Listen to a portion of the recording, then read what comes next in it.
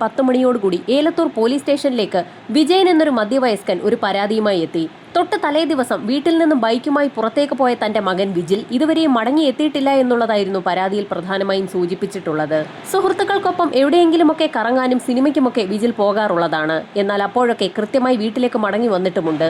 എന്നാൽ ഇപ്പോൾ വിജിലിന്റെ mobile phone switched off ആണ്. ഈ സാഹചര്യത്തിൽ വിജിലിന്റെ സുഹൃത്തായ നിഖിലിന്റെ വീട്ടിലെത്തി പിതാവ് വിജയൻ ഒരു അന്വേഷണം നടത്തി. തങ്ങൾ വിളിച്ചിട്ട് വിജിൽ ഫോൺ എടുക്കുന്നില്ല എന്ന് പറഞ്ഞതോടുകൂടി നിഖിലിന്റെ ഫോണിൽ നിന്നുകൂടി വിജിലിന്റെ ഫോണിലേക്ക് വിളിച്ചു നോക്കി. ആ സമയത്തും വിജിലിന്റെ മൊബൈൽ ഫോൺ സ്വിച്ച്ഡ് ഓഫ് തന്നെയായിരുന്നു.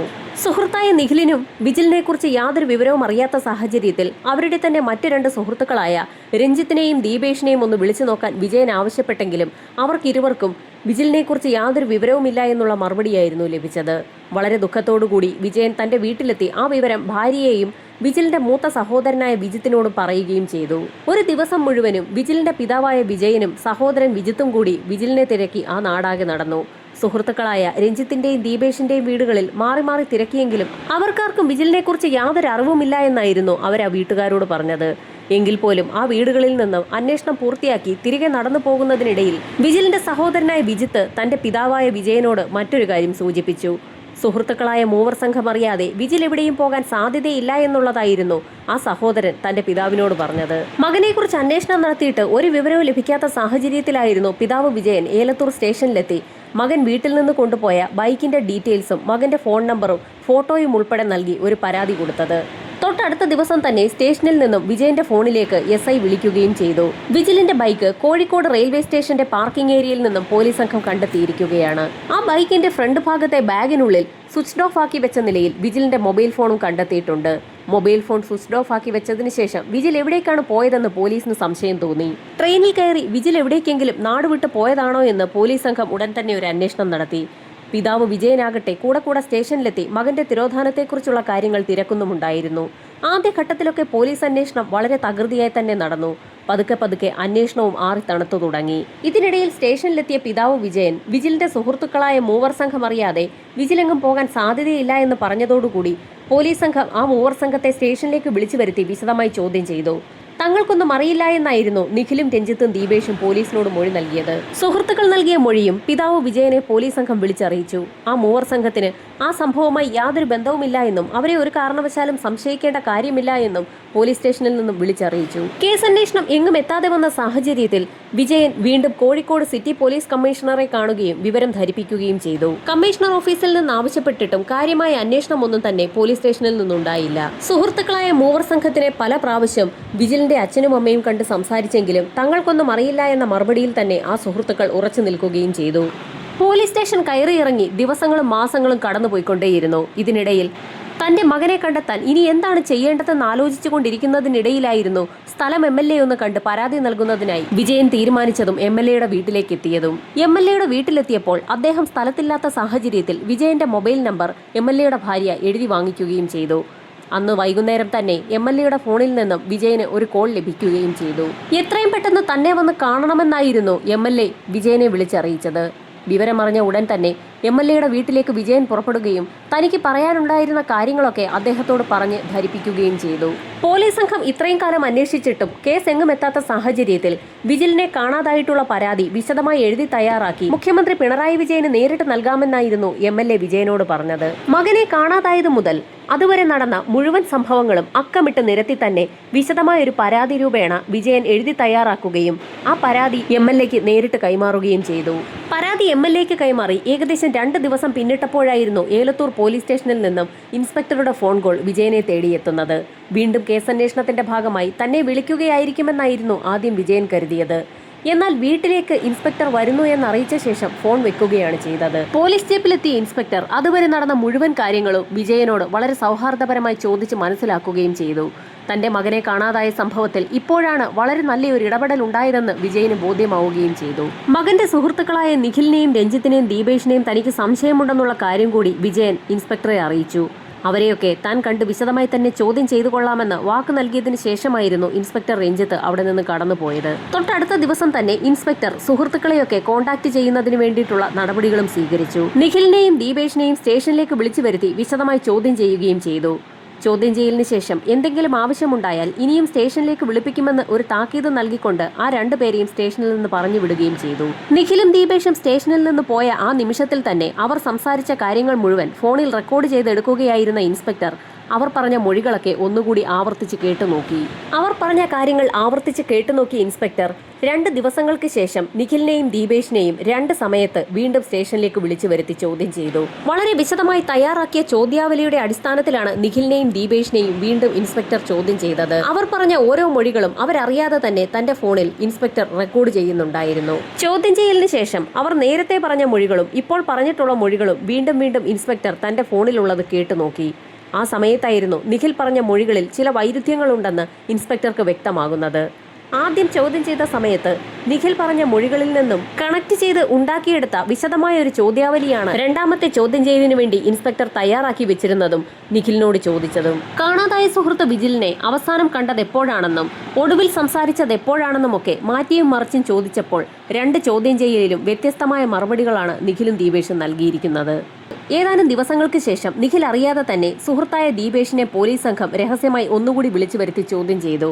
ചില നിർണായക ചോദ്യങ്ങളായിരുന്നു ഇത്തവണ ഇൻസ്പെക്ടർ ദീപേഷിനോട് ചോദിച്ചത്. നിഖിലും രഞ്ജിത്തും ദീപേഷും ചേർന്നാണ് സുഹൃത്ത് വിജിലിനെ കൊലപ്പെടുത്തിയതെന്നുള്ള കാര്യം തങ്ങൾ കണ്ടെത്തിക്കഴിഞ്ഞു എന്നായിരുന്നു ഇൻസ്പെക്ടർ ദീപേഷിനോട് പറഞ്ഞത്. ആ നിമിഷത്തിൽ തന്നെ പോലീസ് സംഘം എല്ലാം കണ്ടെത്തിക്കാണുമെന്ന് കരുതി മുഖം പൊത്തി ദീപേഷ് കരയുകയാണ് ചെയ്തത്. തങ്ങൾക്കൊരബദ്ധം പറ്റിയതാണെന്ന് പറഞ്ഞുകൊണ്ട് നടന്ന സംഭവങ്ങൾ മുഴുവനായും ദീപേഷ് പോലീസിന് മുൻപാകെ വെളിപ്പെടുത്തി. വിജിലിനെ കാണാനില്ല എന്ന് വീട്ടുകാർ പരാതി നൽകുന്നതിന്റെ തലേ ദിവസം വിജിൽ ഉൾപ്പെടുന്ന മൂവർ സംഘം കായൽ തീരത്തിരുന്ന് മദ്യപിക്കുകയായിരുന്നു. ഈ സമയത്താണ് നിഖിൽ തന്റെ കൈവശമുള്ള മയക്കുമരുന്ന് അവരെയൊക്കെ കാണിക്കുന്നതും സുഹൃത്തുക്കൾക്ക് മുൻപിലിരുന്നു കൊണ്ട് തന്നെ അത് തന്റെ കയ്യിലേക്ക് ഇഞ്ചക്ട് ചെയ്യുന്നതും. അത് യഥാർത്ഥ ലഹരിയാണെന്നും ഇത് ഉപയോഗിക്കാത്തവർ ജീവിച്ചിരുന്നിട്ട് യാതൊരു കാര്യവുമില്ല എന്ന് നിഖിൽ സുഹൃത്തുക്കളോട് പറഞ്ഞപ്പോൾ സുഹൃത്തുക്കൾക്കും ആവേശമായി. അങ്ങനെയായിരുന്നു നിഖിലിന്റെ കൈവശമുണ്ടായിരുന്ന മയക്കുമരുന്ന് ബാക്കിയുള്ള സുഹൃത്തുക്കൾ ചേർന്ന് ഉപയോഗിക്കാൻ തീരുമാനിച്ചത്. കയ്യിലേക്ക് ഇഞ്ചക്ട് ചെയ്യുന്ന മടി കൊണ്ട് ആ മൂവർ സംഘം അത് വിഴുങ്ങുകയാണ് ചെയ്തത്. ഏതാനും നിമിഷങ്ങൾക്കകം തന്നെ നിഖിലിനെ പോലെ തന്നെ ബാക്കിയുള്ള സുഹൃത്തുക്കളും ഉറക്കെ ചിരിക്കാനും വളരെ സന്തോഷത്തോടു കൂടി സംസാരിക്കാനും തുടങ്ങി. ഏതാനും നിമിഷങ്ങൾക്കകം തന്നെ ആ 4 സംഘം ബോധം കെട്ട് ആ കായൽക്കരയിൽ കിടന്നുറങ്ങുകയും ചെയ്തു. മണിക്കൂറുകൾ പിന്നിട്ട സമയത്ത് വിജിൽ ഒഴികെയുള്ള ബാക്കി 3 പേരും ഉണർന്നെഴുന്നേൽക്കുകയും ചെയ്തു. എന്നാൽ വിജിലിനെ എത്ര തട്ടി വിളിച്ചിട്ടും യാതൊരു അനക്കവുമില്ലാത്ത സാഹചര്യത്തിൽ അമിതമായ അളവിൽ മയക്കുമരുന്ന് ഉള്ളിൽ പ്രവേശിച്ച സാഹചര്യത്തിൽ വിജിൽ മരണപ്പെട്ട് കാണുമെന്ന് 3 സുഹൃത്തുക്കളും കരുതി. വിജിലിന്റെ ഡെഡ് ബോഡി അവിടെ ഉപേക്ഷിച്ച ശേഷം മൂവർ സംഘം മുങ്ങാനായിരുന്നു തീരുമാനിച്ചത്. അന്വേഷണം അവരിലേക്ക് എത്തുമെന്ന് ഭയമുള്ളതുകൊണ്ട് തന്നെ മൂവർ സംഘം വിജിലിന്റെ അടുത്തെത്തുകയും അയാളുടെ ശരീരം മറ്റാരും കാണാതെ ഒരു കുറ്റിക്കാട്ടിലേക്ക് വലിച്ചിഴച്ചു കൊണ്ടുപോയി ഇടുകയും ചെയ്തു. ഏതാനും ദിവസങ്ങൾക്കകം തന്നെ ഡെഡ് ബോഡി എവിടെയെങ്കിലും മറവ് ചെയ്യാനായിരുന്നു മൂവർ സംഘം തീരുമാനിച്ചത്. അതിനുശേഷം വിജിലിന്റെ മൊബൈൽ ഫോൺ കയ്യിലേക്കെടുത്ത സുഹൃത്തുക്കൾ വിജിലുമായി തങ്ങൾക്ക് യാതൊരു വിധത്തിലുമുള്ള കോണ്ടാക്ട് ഉണ്ടായിട്ടില്ല എന്ന് തെളിയിക്കുന്നതിനായി അവനുമായിട്ടുണ്ടായിരുന്ന എല്ലാ ഫോട്ടോസും അതോടൊപ്പം തന്നെ വിളിച്ചിട്ടുള്ള കോളുകളും വാട്സപ്പ് ചാറ്റുകളും എല്ലാം തന്നെ ഡിലീറ്റ് ചെയ്തു. അതിനുശേഷം മൊബൈൽ ഫോൺ സ്വിച്ച് ഓഫ് ആക്കി വിജിലിന്റെ ബൈക്കിന്റെ കവറിലേക്ക് ഇടുകയും ചെയ്തു. പിന്നീടാണ് ആർക്കും സംശയം തോന്നാത്ത രീതിയിൽ വിജിലിന്റെ ബൈക്ക് കോഴിക്കോട് കല്ലായിലെ റെയിൽവേ സ്റ്റേഷന് സമീപമുള്ള പാർക്കിംഗ് ഏരിയയിൽ കൊണ്ടുപോയി വെക്കുന്നത്. ബൈക്ക് അവിടെ പാർക്ക് ചെയ്തതിനു ശേഷം മൂവർ സംഘം മടങ്ങി വരുന്നതിനിടയിൽ ഒരു തീരുമാനവും എടുത്തു. ഏതെങ്കിലും കാരണവശാൽ പോലീസ് സംഘം വിജിലിന്റെ ഡെഡ് ബോഡി കണ്ടെത്തുകയാണെങ്കിൽ സ്വാഭാവികമായും അന്വേഷണം സുഹൃത്തുക്കളിലേക്കും എത്തും. അതുകൊണ്ട് തന്നെ വിജിലിന്റെ ബോഡി നശിപ്പിക്കണമെന്നുള്ള തീരുമാനത്തിലേക്കാണ് ആ 3 സുഹൃത്തുക്കളും പിന്നീട് എത്തിയത്. അങ്ങനെ ആ സംഘം കുറ്റിക്കാടിന് സമീപം വിജിലിന്റെ ഡെഡ് ബോഡി വലിച്ചെറിഞ്ഞ ഭാഗത്തേക്ക് എത്തുകയും സമീപത്തുള്ള കായലിലേക്ക് തന്നെ കെട്ടിത്താഴ്ത്താൻ തീരുമാനിക്കുകയും ചെയ്തു. വിജിലിന്റെ മൃതദേഹം കായലിൽ കെട്ടിത്താഴ്ത്തിയതിനു ശേഷം തിരികെ വീടുകളിലേക്ക് മടങ്ങിയെത്തിയ സമയത്തായിരുന്നു വിജിലിന്റെ അച്ഛൻ വിജയൻ മകനെ കണ്ടോ എന്ന് അന്വേഷിച്ചുകൊണ്ട് സുഹൃത്തുക്കളെ സമീപിച്ചത്. ആ പിതാവിന്റെ മുൻപിൽ വെച്ച് തന്നെ ആ മൂവർ സംഘം മകൻ വിജിലിനെ കണ്ടിട്ടേയില്ല എന്ന് പറഞ്ഞുകൊണ്ട് തകർത്തഭിനയിക്കുകയും ചെയ്തു. വിജിലിന്റെ സുഹൃത്തുക്കൾ എന്ന നിലയിൽ പിന്നീട് പോലീസ് സ്റ്റേഷനിൽ കേസെത്തിയ സമയത്ത് മൂവർ സംഘത്തെ ചോദ്യം ചെയ്യാൻ വിളിപ്പിച്ചെങ്കിലും വളരെ യുക്തിഭദ്രമായ മറുപടികൾ കൊണ്ട് കൃത്യമായി പോലീസിന് മുൻപാകെ ന്യായീകരിക്കുകയും ചെയ്തു. വിജിലിനെ അന്വേഷിച്ച് പോലീസ് സംഘവും അതോടൊപ്പം തന്നെ വിജിലിന്റെ പിതാവും സഹോദരനുമൊക്കെ നാടാകെ അലയുന്ന സമയത്ത് സുഹൃത്തുക്കളായ മൂവർ സംഘം സ്ഥിരമായി വിജിലിന്റെ മൃതദേഹം കെട്ടിത്താഴ്ത്തിയ കായൽ തീരത്ത് എത്തുന്നത് പതിവായിരുന്നു. അങ്ങനെ അവർ സ്ഥിരമായി എത്തിയ സമയത്തായിരുന്നു ഞെട്ടിക്കുന്ന ഒരു കാഴ്ച ആ കായലിനുള്ളിൽ കണ്ടത്. കായലിനോട് ചേർന്നുള്ള ചതുപ്പ് നിറഞ്ഞ ഒരു പ്രദേശത്താണ് വിജിലിന്റെ ശരീരം കെട്ടിത്താഴ്ത്തിയത്. ആ ഭാഗത്തു നിന്നും കുമിളകൾ വൻതോതിൽ പുറത്തേക്ക് വരുന്ന കാഴ്ചയായിരുന്നു ആ മൂവർ സംഘം കണ്ടത്. പതിയെ വിജിലിന്റെ ഡെഡ് ബോഡിയുടെ തലഭാഗം മുകളിലേക്ക് പൊങ്ങി വരുന്ന കാഴ്ചയാണ് ആ സുഹൃത്തുക്കൾ കണ്ടത്. ആ കാഴ്ച കണ്ട ഉടൻ തന്നെ വീണ്ടും ഭാരമേറിയ കല്ലുകൾ ഉപയോഗിച്ച് വിജിലിന്റെ തലയുടെ ഭാഗം ആ സുഹൃത്തുക്കൾ ചേർന്ന് വീണ്ടും ചതുപ്പിനുള്ളിലേക്ക് കെട്ടിത്താഴ്ത്തി. അങ്ങനെ ദിവസങ്ങളും ആഴ്ചകളും മാസങ്ങളും കടന്നു പോകുന്തോറും അന്വേഷണം പല രീതിയിൽ ആരംഭിക്കുന്നുണ്ടെങ്കിലും അവയൊക്കെ എങ്ങും എത്താതെ തന്നെ അവസാനിക്കുകയും ചെയ്യുന്ന അവസ്ഥയായിരുന്നു. ദിവസങ്ങൾ കഴിഞ്ഞു പോകുന്തോറും സുഹൃത്തുക്കളിൽ ഭയവും വർദ്ധിച്ചുകൊണ്ടിരുന്നു. അവരുടെ സുഹൃത്തായ വിജിലിന്റെ മരണം സംഭവിച്ചിട്ട് അവനുവേണ്ടി യാതൊരു വിധത്തിലുമുള്ള കർമ്മങ്ങൾ ചെയ്യാത്തതുകൊണ്ട് തന്നെ വിജിലിന് മോക്ഷം ലഭിക്കാത്ത സാഹചര്യത്തിൽ വിജിൽ തങ്ങളെ വിട്ടു പോകാൻ സാധ്യതയില്ല എന്ന് ആ സുഹൃത്തുക്കൾ കരുതി. വിജിൽ മരിച്ചിട്ടുണ്ടോ എന്നുള്ള കാര്യത്തിൽ വീട്ടുകാർക്ക് വ്യക്തത വരാത്ത സാഹചര്യത്തിൽ അവരും പൂജകളൊന്നും തന്നെ നടത്തിയിട്ടില്ല. അങ്ങനെ പല കാര്യങ്ങളും ആലോചിച്ചു കൂട്ടിയ സുഹൃത്തുക്കൾ ചേർന്ന് മറ്റൊരു തീരുമാനത്തിലെത്തി.